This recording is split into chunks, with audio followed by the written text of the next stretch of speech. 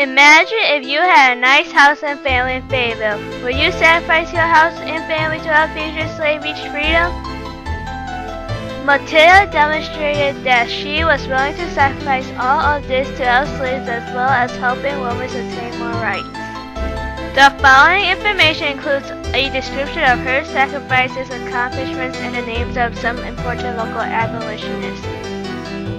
Matilda Gage was born in 1824 in Cicero. Matilda moved in Fayetteville in 1854, 9 years after marrying Henry Gage. To start, Matilda's house is located at 109 Walnut Street. Matilda's father was originally the owner of the house. Matilda used her house and her wealth to help slaves on their way to freedom. She also was an author and speaker who advocated for the freedom for everyone. Matilda worked close with Jermaine Logan, Gerrit Smith, and Frederick Douglass. Frederick Douglass was an important part of the Underground Railroad because he was helping slaves to get to their destination. Frederick also helped by giving food, shelter, and pass notes to Matilda. Another important abolitionist was Gerrit Smith.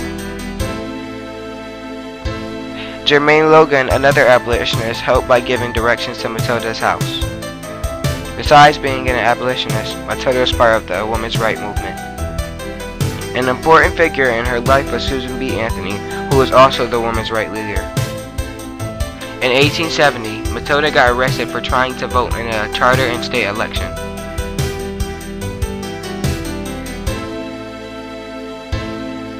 In 1876, Gage and Stanton wrote the Declaration of Rights for Women, and Gage and Anthony presented it at the National Women's Suffrage Association protest. Gage helped to formulate this motto: "There is a word sweeter than mother, home, or heaven. The word is liberty." Many abolitionists, led while others followed these leaders, were willing to make sacrifices. One sacrifice Matilda made was that she could have got arrested under the Fugitive Slave Law for helping escape slaves.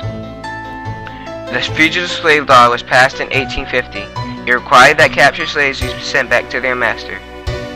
Also, the law said that people who helped escape slaves would be punished. An accomplishment of all the abolitionists and slaves was slavery ended in 1865.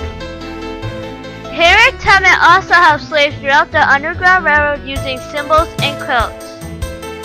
One symbol on the quilt was the winch. It meant to get everything you needed. The second quilt pattern was the wagon wheel. It meant to get ready for the journey. A third quilt pattern was the bear claw. The bear claw meant there was water nearby and to follow the bear tracks to find food. Another quilt pattern was tumbling blocks. This meant that somebody was nearby to help. Also, slaves followed the North Star to get to freedom. Did you know any more great abolitionists? Would you sacrifice everything you had like they did? In conclusion, Matilda was a great woman who fought for the freedom for everyone.